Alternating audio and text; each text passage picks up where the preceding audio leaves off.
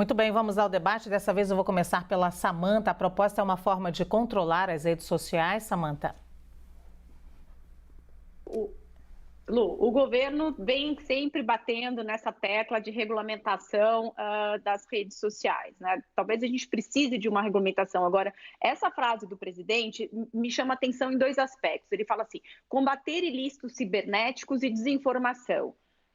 Os ilícitos cibernéticos, a gente tem o Marco Civil da internet, que depois de comunicado pelo juiz, os provedores têm que tirar postagens que estão em redes sociais e tudo mais, ou seja, já há uma regulamentação. Então, a discussão é se precisa de mais regulamentação. Eu, particularmente, sou contra, porque eu acho que vai ser uma limitação à liberdade de expressão, pelo menos do que já foi apresentado no Congresso Nacional. Mas podemos falar aqui amplamente numa possível regulação, aí eu acho que é algo natural. Agora ele fala uma outra expressão que também me chama a atenção: desinformação.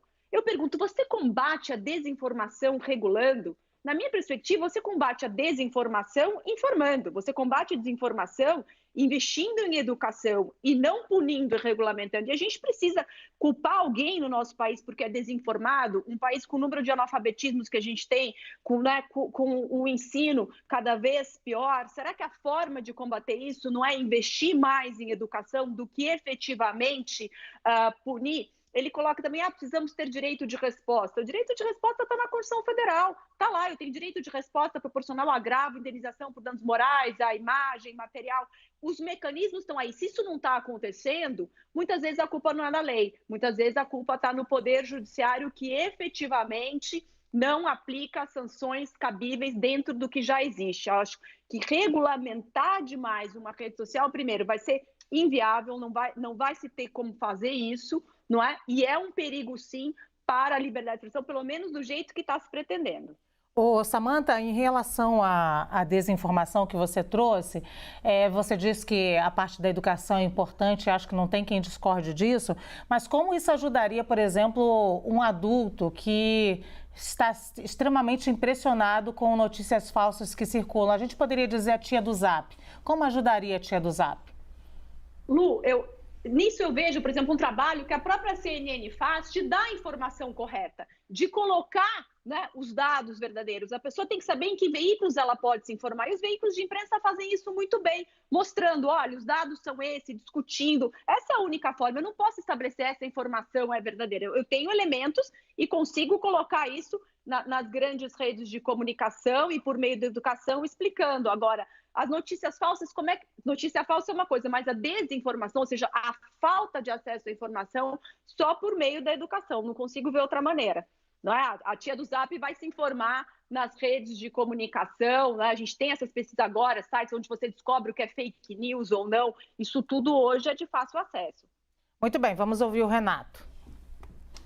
Eu queria, antes de começar, fazer uma pergunta para todo mundo, rapidamente. Vocês concordam com a afirmação do presidente Lula?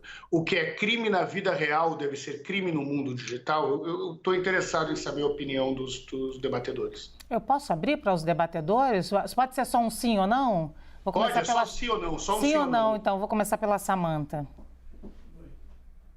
Eu não sei exatamente o que ele quer dizer com isso. Né? Porque, por exemplo, discurso do ódio. Eu não entendo que seja crime hoje porque eu não tenho regulamentação. Então, isso não é na vida real, vai ser na vida... Eu não sei exatamente, não consigo afirmar se sim ou se não. Eu teria que pensar melhor. Para poder...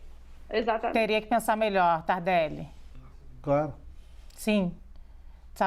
Samanta não, Janaína. Não, se você pega uma pessoa e dá um tiro na pessoa, você tem um crime na vida real. Se você faz um avatarzinho e dá um tiro de brincadeira, você pode até debater, né? Se aquilo pode ensejar uma incitação, se não pode, se é uma brincadeira, mas não é a mesma coisa. Por outro lado, você pode utilizar uma inteligência artificial para invadir uma UTI e para matar de fato uma pessoa.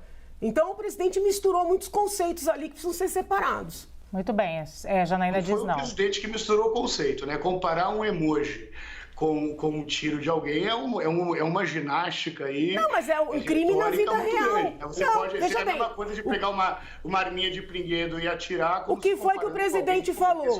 Que o que é crime na vida real... Peraí, Renato. Renato, deixa só... Não, o problema é o seguinte, o que foi que o presidente falou? O que é crime na vida real tem que ser crime na vida virtual, tá? São situações completamente diferentes. Então, a gente tem que entender quais são as situações que ele quer criminalizar. Sim, na opinião da Janaína, então, Renato, não, ela não concorda absolutamente, deu outros exemplos. Agora, segue você. Vamos lá, é que eu acho que essa negativa, tanto da Sá quanto da Janaína, deixou claro uma diferença de visão de mundo. Para mim não tem diferença se eu xingo alguém, se eu ofendo uma pessoa negra chamando de macaco na rede social ou num bar. Isso é racismo e é crime da mesma forma. Não tem diferença se nós organizamos aí uma quadrilha, uma organização de quadrilha, usando somente a internet ou estando na vida real. A mesma coisa vale para aliciamento de menor, né? Então, só para dizer, é claro que o que é crime na vida real tem que ser crime na vida virtual. Agora, eu queria fazer uma provocação. Imagina que você é dono de um shopping center. Aí você aluga uma série de lojas nesse shopping center, recebe o aluguel para ter essa loja, né? Aí uma dessas lojas começa a vender contrabando. Você fica sabendo daquele contrabando e você não quer, para não perder o aluguel que você tem dessa loja, você não quer denunciar aquele contrabando. Aí essa loja que vende contrabando vai lá e bota um anúncio na praça de alimentação para as pessoas visitarem mais a loja. Vai lá e dá dinheiro para o shopping. Mas você sabe que aquela loja tem contrabando e você não fica nada. É mais ou menos o que são essas big techs. Elas recebem dinheiro sabendo que alguma coisa é ilícita e está tudo bem com isso. Eu só estou dizendo isso por quê? Porque o projeto de regulamentação não é para o analfabeto desinformado, como a Sá está dizendo. Nós estamos falando por pessoas que pegam dinheiro, investem para impulsionar uma notícia que é mentirosa. Isso não é a tiazinha do Zap. Isso é um criminoso. São pessoas que pegam dinheiro para divulgar mentiras e cometerem crimes, que se acontecesse na vida real, seriam punidas. E não tem por que não ser punida no universo virtual, só para não ter falsa polêmica que, olha, querem criminalizar a tiazinha do Zap, o seu tio que não confere. Meu amigo, não é disso que nós estamos falando. Nós estamos falando de alguém que mete a mão na carteira e patrocina para atingir mais gente um discurso que seja mentiroso. É isso que significa a regulamentação da internet. Do mesmo jeito que seria exigir que um shopping center saiba que nas suas lojas, que ele está recebendo dinheiro, não tenha ninguém vendendo contrabando. Obrigada, Renato. Janaína. Eu queria só entender o que é desinformação na cabeça de uma pessoa que diz que não tem ditadura na Venezuela. Porque maior fake news do que essa, nos últimos tempos, não houve. É a mesma que fala, Janaína, que a Dilma cometeu o crime de responsabilidade. Mas então vai com calma aí que de ginástica... Mas veja bem. Se você tentou me ofender, não me ofendeu, porque eu respeito diferenças de pensamento. O problema é o seguinte, não existe um contexto, não existe uma certeza da definição do que é desinformação. Como é que nós vamos conceder a um órgão, que provavelmente vai ser controlado por este governo, o poder de dizer o que a gente pode escrever, o que pode ler, o que pode compartilhar? Porque é isso que ele quer. É disso que nós estamos falando. Claro que não é. Entendeu? É o que a lei diz. Qual é a maior fake news do que dizer que na Venezuela nós temos uma democracia? Se você entende que é o caso do impeachment da presidente Dilma. Já percebe que tem uma divergência grande aqui? Entre pessoas... Janaína, para mim a Venezuela vive uma ditadura, tá? Só para não ter dúvida nenhuma. Então como é que o presidente que sobe no palanque e diz o que diz, está preocupado com desinformação? Se ele impulsionar isso, se ele impulsionar uma atitude que não seja verdadeira, eu acho que cabe um debate.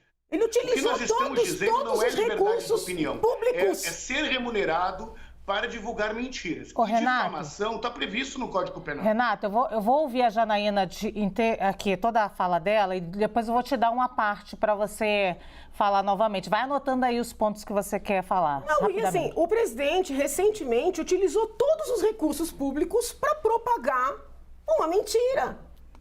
E eu não estou aqui pregando que ele seja punido por isso, porque se ele acredita naquilo... Entendeu? Então, assim, as pessoas é que têm que ter a liberdade de seguir falando, olha, o presidente está veiculando uma inverdade, para ser um pouco mais delicado. Agora, se cortarem os canais de manifestação, se tirarem das pessoas a possibilidade de esclarecer essas circunstâncias, apenas a versão oficial é a que vai propagar. E desculpem, se fosse apenas a imprensa convencional, né? Os levantes que nós tivemos em 2013, né, as investigações, as apurações, não teriam ocorrido. Nós precisamos de redes sociais livres. Enquanto eu me debatia na universidade pedindo para que, por exemplo, conteúdos pornográficos envolvendo crianças fossem retirados das redes de maneira automática, imediata, eu ouvia, não, mas tem que ter um procedimento judicial. De repente, os atores jurídicos que eram contra retirar material pornográfico, vídeo ensinando criança a fazer coisa contra a sua própria integridade física, contra a sua vida, agora querem tirar post, querem tirar frase. Não dá, gente, é sério, gente, é uma discussão muito séria. Você é contra absolutamente a regulação das redes sociais? No momento que nós estamos, eu sempre fui contrária. Mas é contrária totalmente. Eu sinto um ímpeto, entendeu? De restringir a manifestação de qualquer divergência com quem está no poder nesse momento. Muito bem, Renato. Só curto, tá, Renato, que eu ainda preciso ouvir o Tardelli. Eu tive o privilégio de estudar em colégios, como o Colégio Equipe, formado por pessoas que deram a vida no combate à tortura, no combate à ditadura, no combate à censura. Se tem alguém que é contra qualquer manifestação de censura, é quem está falando com vocês agora. Agora, eu também sou contra a qualquer tipo de algo, de ação ou de discurso de ódio. Qualquer tipo de ação que signifique um crime na vida real. E se significa um crime na vida real, tem que ser considerado um crime na vida, no universo virtual. E é um erro achar que as big techs, que lucram milhões com esse órgão, que são os únicos que ganham com o discurso de ódio, porque ganham dinheiro com esse discurso de ódio, possam simplesmente lavar a mão e dizer que isso não é com eles. Nós estamos falando de dinheiro e não de liberdade. Nós estamos falando de empresas que ganham muito dinheiro aceitando financiamento daqueles que só fazem na vida online aquilo que eles não têm coragem de fazer na vida real por medo de ser preso. Muito bem, Tardelli. A palavra final é sua, Tardelli. Vamos lá, acaba com esse debate. Né? Não, eu acho que a gente não pode fulanizar o debate. Quando o Lula faz uma conclamação mundial para a regulamentação das redes sociais, ele fala para se fazer, não é que ele vai fazer, vai ter que ser desta forma que eu estou impondo. É a necessidade de se conclamar a regulamentação, inclusive, do trabalho via aplicativos. Se você for pegar, e eu tenho feito esse percurso ultimamente com bastante frequência, se você for pegar a ida do centro para as regiões mais periféricas da cidade, a sensação que você vai ter é de você estar no enduro de moto. Como São assim? milhares de motos. Todas ocupadas por pessoas jovens nesses aplicativos de entrega de tudo na vida. Todos eles sem nenhuma regulamentação, todos eles perdidos, todos eles, aspas, microempresários da própria miséria. Isso é um absurdo. Sim. É. A gente chama de precarização. Isso precisa ser regulamentado. É impressionante, porque a quantidade de pessoas que estão vivendo muito mal desses aplicativos aumenta a cada dia e não há nenhuma regulamentação sobre eles. Precisa haver essa regulamentação. Eles não têm garantias de direitos, eles trabalham de forma precária. De nada. A gente precisa Mas os aplicativos estão enriquecendo. Estão enriquecendo. A gente precisa ter uma garantia, querida Janaína. Eu falo querida de coração, gosto muito de você. Eu sei. Que a gente tenha uma profilaxia da desinformação. Não dá para sair correndo atrás depois. Olha, aquele que chega e diz que quem tomar vacina vai virar jacaré, né? Depois, não adianta a gente querer desmentir que ele não, que, olha, ele está errado, isso não está certo, olha, pode tomar vacina. Porque nesse período, muita gente pode ter morrido. As consequências da desinformação podem ser fatais. Nós precisamos criar uma regulamentação. Eu não sei como, eu não sou especialista, nem o Lula, muito menos certo? De que nós tenhamos uma proteção, uma profilaxia. Olha, eu não posso estar sempre, depois que pega fogo a informar fake news, alguém vem de bombeiro tentando apagar aquilo que restou. Isso não vai dar certo. Olha, o governo X vai distribuir uma madeira com formato de órgão sexual masculino para as crianças. Essa é a fake news da eleição. Da eleição. Nós não podemos imaginar, a gente tem que ter uma profilaxia contra isso. Isso não é assim, olha, eu vou defender esse Estado ser democrático. Aquele. Não, é diferente, nós estamos falando da vida comum das pessoas. Pessoas como a tia do Zap é minha tia, é minha vizinha, é minha mãe. Por isso que eu trouxe a tia do Zap para é a pessoa, mas é aquela pessoa com quem nós convivemos, é aquela pessoa que a gente recebe na nossa casa, que a gente visita. Ela precisa ser protegida. E como ela é protegida? Depois que ela sofreu o ataque, ela não é mais protegida. Tem que ser, alguma coisa tem que fazer. Regulamentar não é censurar. Regulamentar é uma prática civilizatória. Todas as nossas atividades profissionais são regulamentadas. Olha, para você fazer uma cirurgia, você tem que ter alguém regulamentado no CRM, no Conselho Federal de Medicina, tem que ter especialização, certo? Você vai procurar um advogado, ele tem que estar inscrito na OAB. Ele é regulado pela OAB. Há uma série de deveres que ele tem que cumprir. As redes sociais não podem ser um mundo paralelo a ser absolutamente intangível, impenetrável, certo? Porque ela está influenciando as nossas vidas. Nós vivemos muito nas redes. E agora, mais ainda, com a inteligência artificial, a regulamentação, mais do que nunca, é urgente.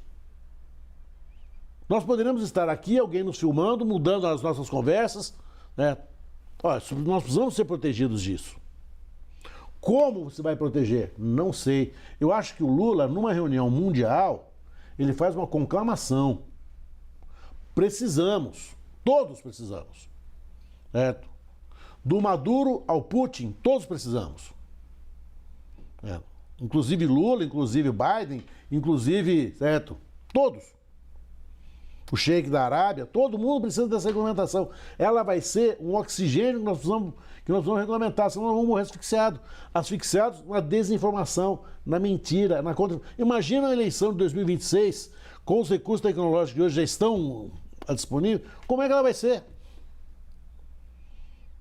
Nós precisamos nos proteger, nós precisamos dessa profilaxia. Eu acho que a regulamentação é uma medida profilática. Eu não vejo essa censura, jamais, nunca. Mas a regulamentação ela é absolutamente civilizatória.